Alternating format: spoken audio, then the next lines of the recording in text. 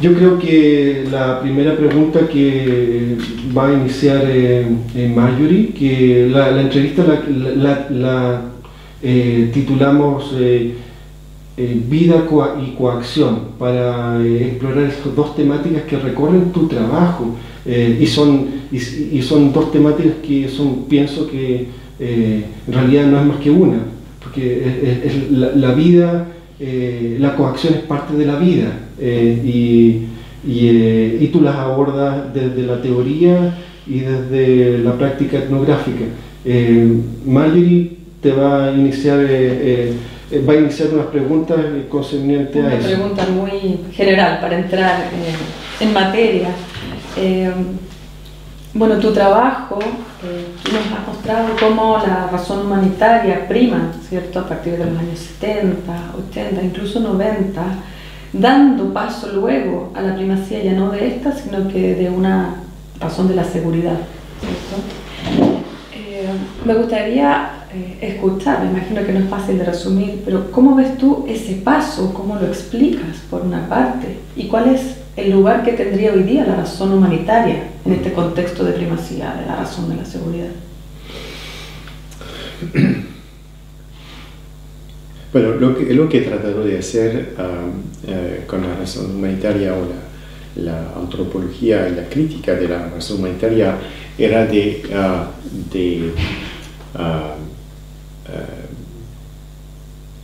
pensar alrededor de un fenómeno que me parecía relativamente nuevo, que era la introducción de los sentimientos morales en la política, en el gobierno de los seres humanos.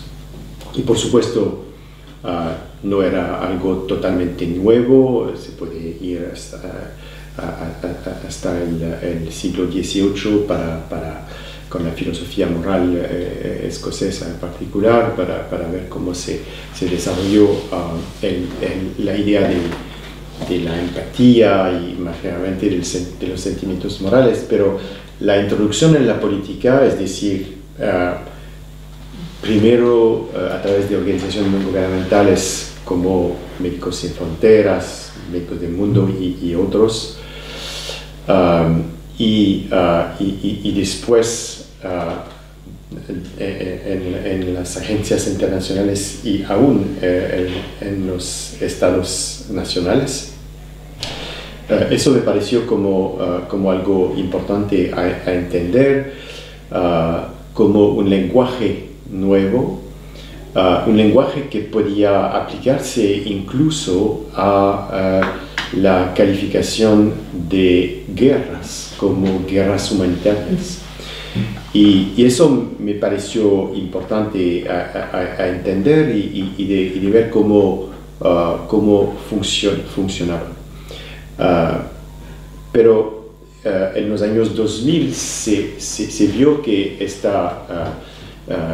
este lenguaje se volvió a ser menos legítimo, y que fue reemplazado poco a poco, y no totalmente, por supuesto, porque es más un proceso de sedimentación que un proceso de sustitución como tal, por una razón securitaria, si se puede decir así, es decir, una preocupación alrededor de la seguridad que a nivel internacional como a nivel nacional y local, y que se basaba en otras emociones, en otros afectos, en particular miedo y más, tal vez más confusamente, ansiedades,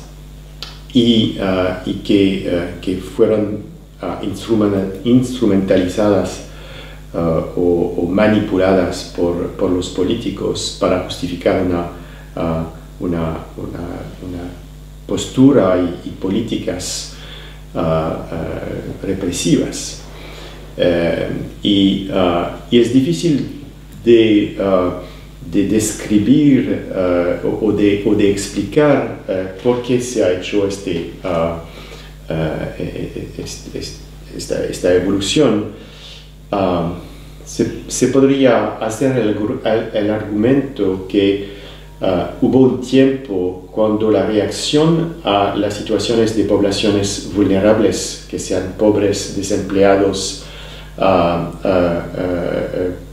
gente en la calle, inmigrantes, minorías etnorraciales, que hubo un tiempo cuando había una cierta forma de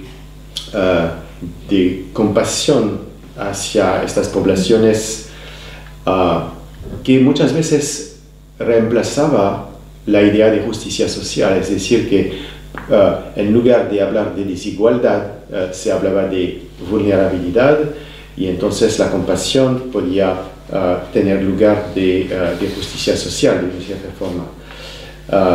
Pero a partir, más o menos, por supuesto no hay una fecha precisa, pero a partir de los años 2000 se ve una evolución hacia una preocupación de seguridad y una actitud hacia estas poblaciones vulnerables que muchas veces fueron de represión. Y eso se ve claramente en el caso en Europa de los inmigrantes. En los años 2010 hubo un programa de la Unión Europea para salvar a las personas que estaban en perdición en el mar Mediterráneo. Y ahora no solamente no hay este programa más, sino que hay una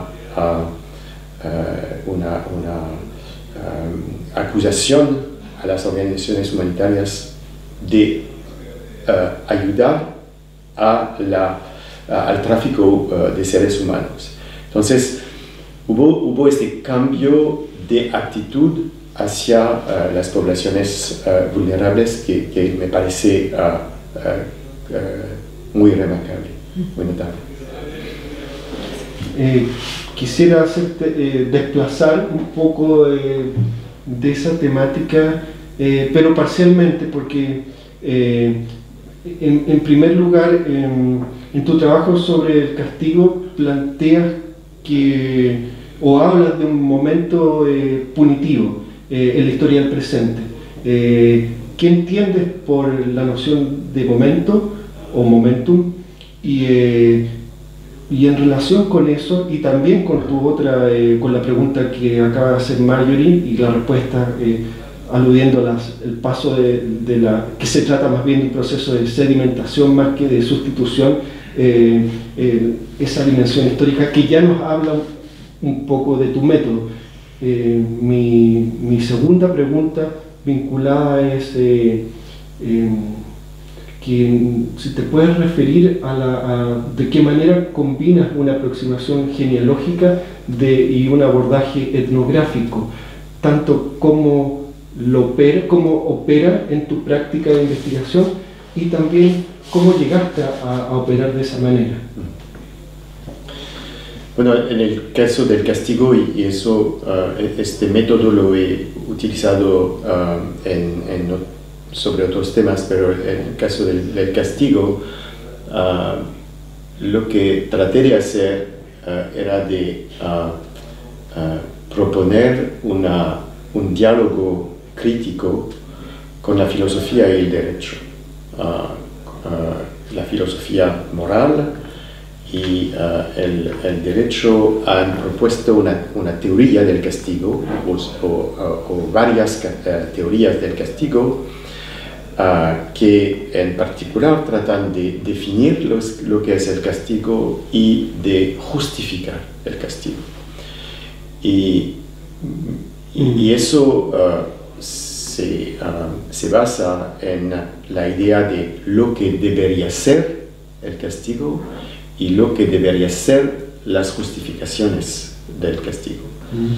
Y como científico social, como sociólogo, antropólogo, historiadores también, creo que nos queda tenemos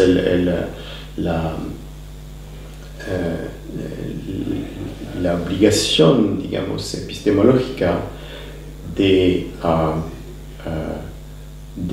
oponer a este método normativo un método descriptivo, analítico y crítico que se basa sobre la cuestión de no qué debería ser, pero qué es. Y eso se puede desarrollar a través del trabajo etnográfico, de la observación, en mi caso, de lo que hace la policía, y si se puede llamar un castigo cuando la policía actúa de la forma en la cual actúa con inmigrantes o pobres, etc. Y el trabajo de la justicia en las cortes y el trabajo de los guardias en las prisiones. Y entonces eso permite describir y analizar de una forma crítica lo que pasa y cómo es el castigo y cómo es justificado por los actores cuando castigan. Entonces, por una parte, el trabajo etnográfico permite enfrentar o oponer a la visión normativa esta aproximación descriptiva, analítica y crítica. Pero se puede añadir a eso un método, y es lo que he tratado de hacer, un método genealógico que trata de recuperar en una cierta forma lo que ha sido en diferentes tiempos y en varios espacios el castigo. Y por eso utilicé un método genealógico que es más similar a la de Nietzsche que a la de Foucault, utilizando la filología, la etnología y la historia, para ver cómo las palabras que caracterizan el castigo y también las prácticas en tiempos históricos antiguos o en sociedades no occidentales, ¿qué era la respuesta a las infracciones, a los crímenes? Y eso da una visión que abre potencialidades que se han cerrado. Y en el caso del castigo, la respuesta tradicional en el mundo antiguo, incluso medieval en Europa y en sociedades precoloniales, la respuesta a infracciones no era de infligir un sufrimiento, sino de pedir una compensación y no de considerar que el individuo era responsable, sino que el clan o la familia tenía que reparar lo que se había hecho. Entonces era un acto colectivo que se basaba sobre la idea de una deuda y entonces que se inscribía en una lógica de intercambio. Y entonces la combinación de la etnografía y de la genealogía, la etnografía nos muestra el mundo tal como es y no tal como debe de ser, y la genealogía abre potencialidades de cómo habría podido ser o cómo ha sido en otros momentos históricos. En ese sentido, tiene un potencial de desnaturalizar lo que vemos, lo que tomamos por dado, damos por sentado. dos cosas que quiero que aclares de tu respuesta para después dar paso a la pregunta de Marjorie. Tengo una idea de cuál podría ser la diferencia entre la aproximación genealógica de tu lectura de Nietzsche y Foucault, pero me gustaría que lo aclararas quizás el matiz. Y otra cosa que quedó como en el tintero es referirte a la noción de momento dentro de tu método.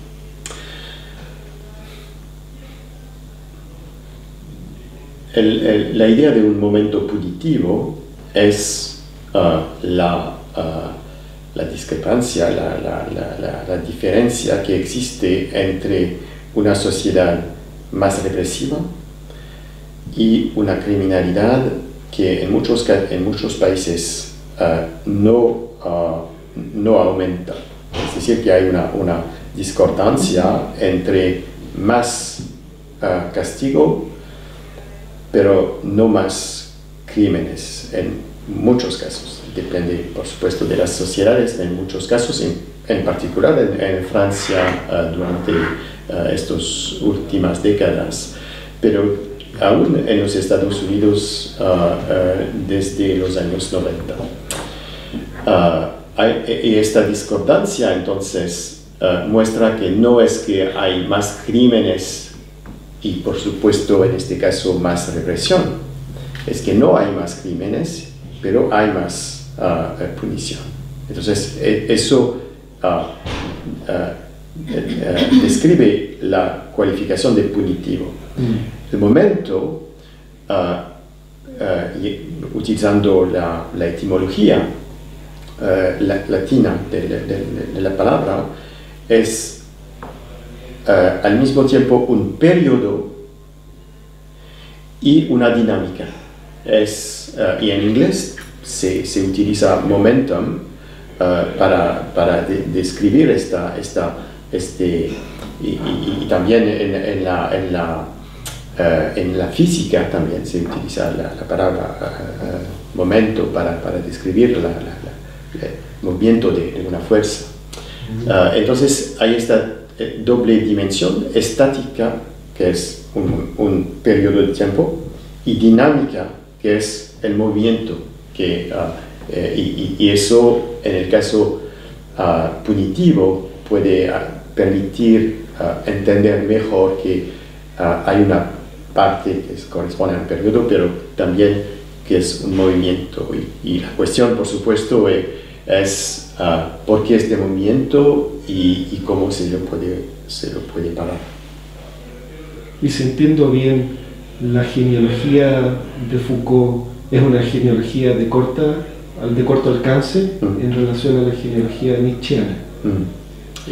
Sí, por supuesto las dos tienen su interés y en el pasado he utilizado más una aproximación Foucaultiana, pero para entender en el largo plazo y no enfocarse en el detalle de la historicización de los procesos, pero ver grandes periodizaciones. Me pareció que la aproximación de Nietzsche era no solamente una cuestión de largo plazo, sino también de preguntas que casi no se podía preguntar más. Por ejemplo, es tan evidente que la respuesta al crimen o a la delincuencia es el castigo, es decir, el sufrimiento, que no se puede casi imaginar la posibilidad de una respuesta que no sería en forma de sufrimiento, que sería otra. Y eso la genealogía nietzscheana permite rescatar de una cierta forma esta posibilidad de pensar totalmente de una forma totalmente diferente, como cuando Nietzsche dice la cuestión no es de qué moralidad tenemos, pero ¿por qué tenemos una moralidad? ¿Por qué tenemos valores para fundar una moralidad? Y del rato que se pone esta pregunta, se abre una posibilidad de reflexionar diferentemente sobre, en este caso, valores y moralidad. Bueno, también siguiendo la idea de una larga duración, la filosofía occidental históricamente ha mantenido, ¿cierto?, unida la noción de vida biológica, biográfica, eso tú lo has trabajado, y sería solo muy recientemente que con el afán científico y de conocer, ¿cierto?, las profundidades de el fenómeno biológico específicamente, estas logran escindirse finalmente y se identifican con más claridad, por una parte, esta vida biológica versus esta vida biográfica, la ciencia, la novela, lo que estaría a la base de poder comprender algo así como esta ciudadanía biológica, ¿cierto? Entonces mi pregunta en esta línea es cómo en este contexto se revisita, por ejemplo, en contextos como el chileno, Latinoamérica y también muchos otros, el dejar morir, donde al parecer ni siquiera la biología pareciera ser rescatada. Y en el marco de eso, solo si hay tiempo, quizá preguntarnos también de nuevo algo que comentaste ayer, ¿cierto?, respecto del rol público de la etnografía en esa línea. Bueno, si se trata de pensar la vida, es por supuesto algo que los filósofos han tratado de hacer por miles de años. Y lo han tratado de hacer por mucho tiempo a la articulación o a la conexión entre la vida como un fenómeno biológico y la vida como una experiencia biográfica. Es lo que se ha, de una cierta forma, perdido en el siglo XX con una profundización del conocimiento de la vida biológica, incluso desde sus orígenes en la Tierra, o también la posibilidad de existencia en otros planetas. Y en paralelo, una profundización de la vida biográfica a través de la novela, por ejemplo, pero también a través de una producción autobiográfica o de reconocimiento de su propia vida, de una forma que no existía antes del periodo moderno. Y esta disyunción o separación es algo que vuelve a ser problemático cuando se trata de considerar la cuestión en particular de ciertas poblaciones. El caso, por ejemplo, de los nómadas, forzados.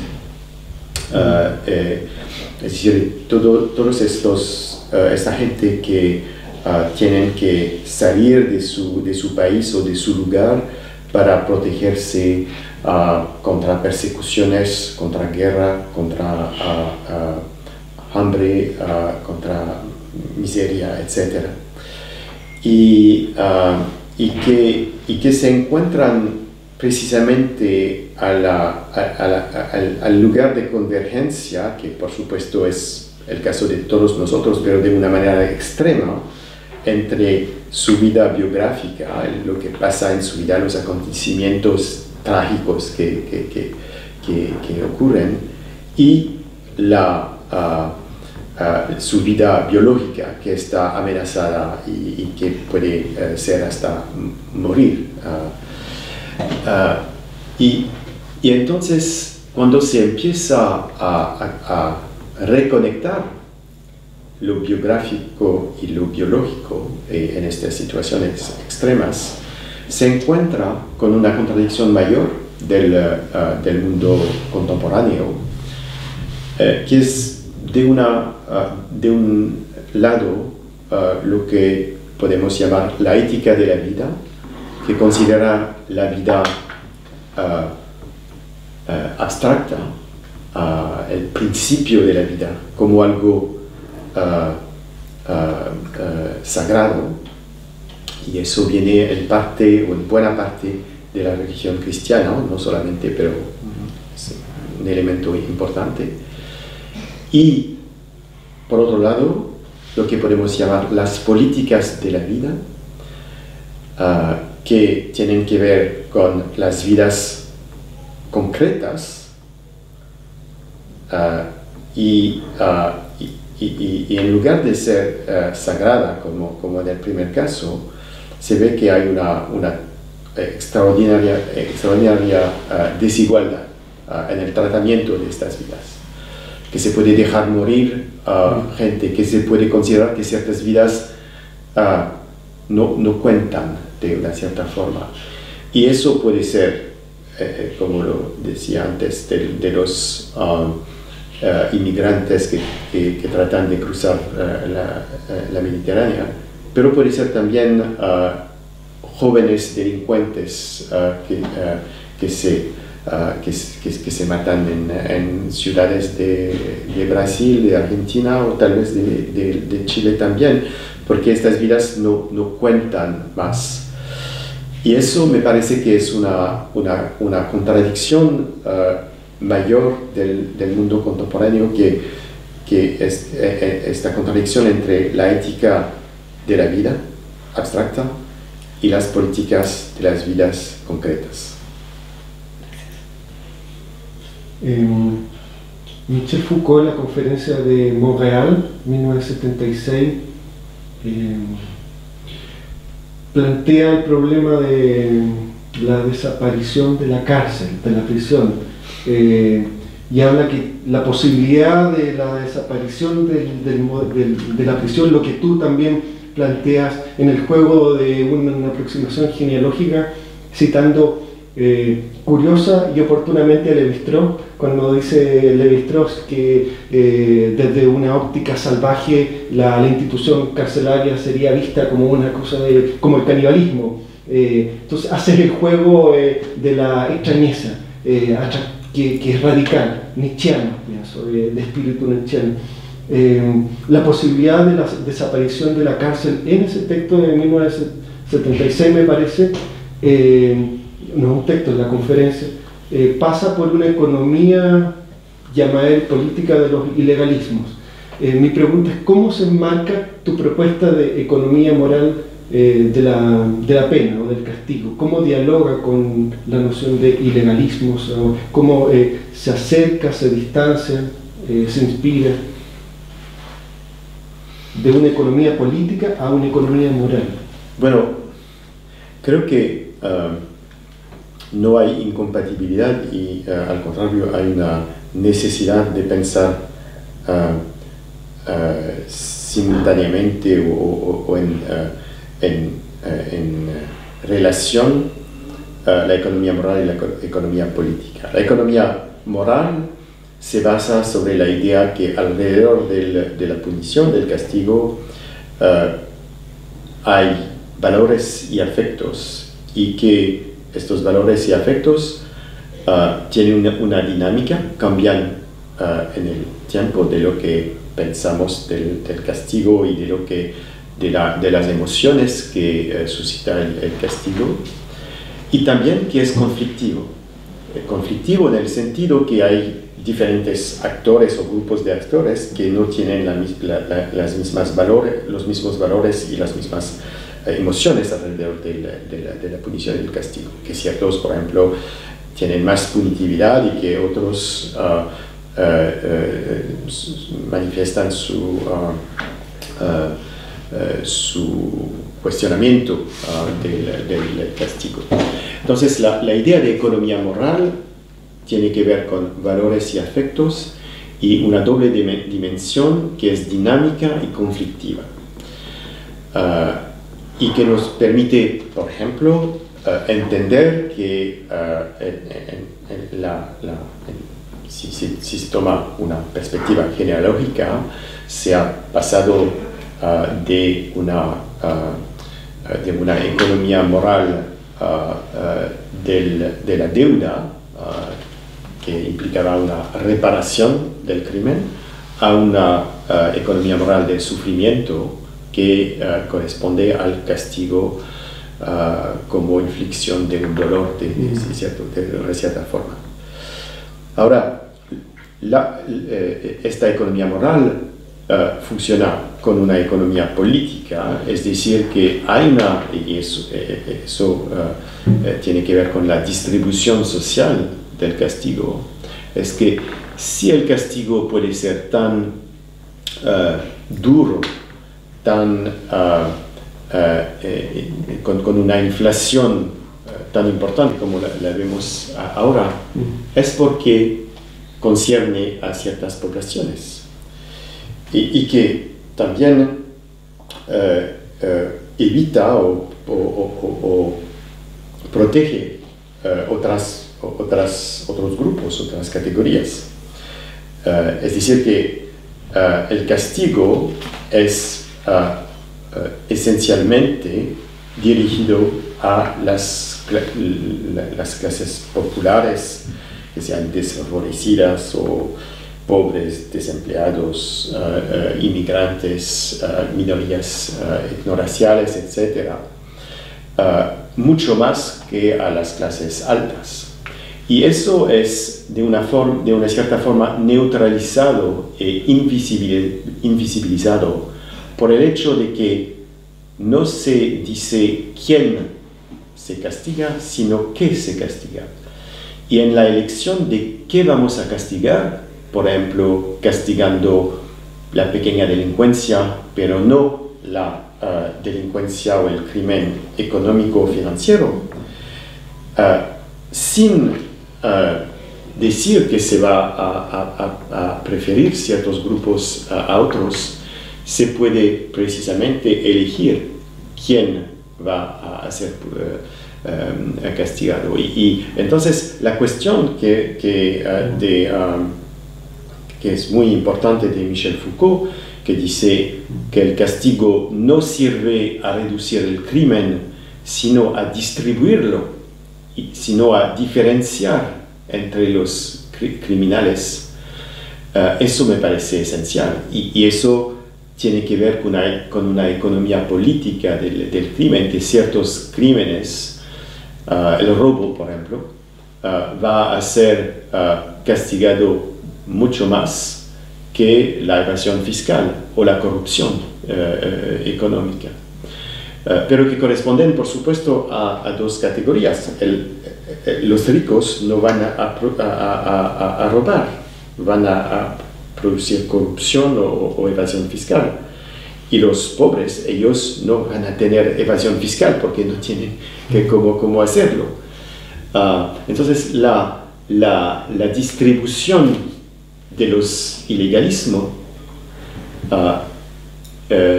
permite dar cuenta de la distribución social de los delincuentes y criminales y del castigo correspondiente. Tenemos un poco de tiempo para, si quisieras agregar algo más, si no, yo insisto. Creo que es algo que teníamos los dos en común, Sí. refiriéndose a las temáticas que ya hemos tratado. Por ejemplo, en el caso del dejar morir que hablábamos antes, ¿cómo ves tú realmente? ¿Tiene efecto o no el rol público de la etnografía? Quería retomar eso que fue comentado ayer. Y ayer comentabas también el tema de la autocensura, que me pareció muy interesante, porque realmente es lo que nos enfrentamos muchas veces nosotros, al sentarnos frente al computador. Si pudieras referirte un poco más a eso, y no sé, Ángel, si quieres hilarlo con alguna de las temáticas. Yo creo que sería oportuno que hiciéramos una pregunta común, Sí, claro. como un comunismo de la interrogación, comunismo primitivo. esa pregunta que hace Marjorie me conecta con el tema como un chispeante que quema, que es el del coraje, el coraje del coraje de la investigación, el coraje de la verdad, evidentemente, y a la vez la pregunta del realismo, y simultáneamente yo haría el enlace con, por un lado está el rol de la etnografía o el papel de la etnografía con lo público, la cosa pública, y por otro lado está también la situación que describes, que frente a la banalización de prácticas punitivas extrajudiciales, es un escenario concreto que tú describes en varias experiencias etnográficas. Ahí hay ilustraciones de un rol que juega la etnografía concreto. Me gustaría que desarrollaras ese punto y que, como es la última pregunta de esta entrevista, que ojalá lo conectaras cómo proyectas la etnografía del futuro en este momento de la investigación social en Latinoamérica y en el mundo. Bueno, en la idea de la etnografía pública hay dos palabras, la etnografía y el adjetivo público. Y la dimensión pública, eso quiero insistir menos en la dimensión normativa, que deberíamos ser más público, a pesar de que pienso que es una sugerencia muy válida, para insistir más en la cuestión de lo que pasa cuando hacemos una etnografía pública. Y creo que es un trabajo mucho más complejo, mucho más difícil de lo que se puede imaginar. No es simplemente de poner en el espacio público, sino de tomar la responsabilidad de todo lo que va a pasar en y de saber que se va a perder control de lo que va a pasar, que un estudio puede ser utilizado por gente que tienen ideas totalmente diferentes de las del etnógrafo. Y entonces hay que pensar haciendo la etnografía, pero también haciendo la escritura de la etnografía, que anticipar este encuentro con públicos diversos y la posibilidad de una instrumentalización de esta etnografía. Y el hecho de publicitar, es decir, de una cierta forma de popularizar por un lado y de politizar por otro lado, es algo que implica una dimensión de riesgo hacia el público, pero también un riesgo hacia su propio mundo académico, porque es una práctica que no es la más estimada, digamos, y que puede suscitar reacciones hostiles de colegas, y que es algo que no aprendimos en la universidad tampoco. Entonces, aquí se puede hablar, como lo hacías, del coraje que se necesita a veces. No hay que exagerar y pensar en términos de un heroísmo del antropólogo o del sociólogo, pero hay en ciertos casos una un riesgo que se toma en publicitando su trabajo. Ahora, el otro lado es la etnografía. ¿Qué diferencia hay en el hecho de que sea una etnografía que sea publicitada y que es algo diferente de una teoría sociológica o antropológica o de estadísticas publicadas también por sociólogos o economistas, etc.?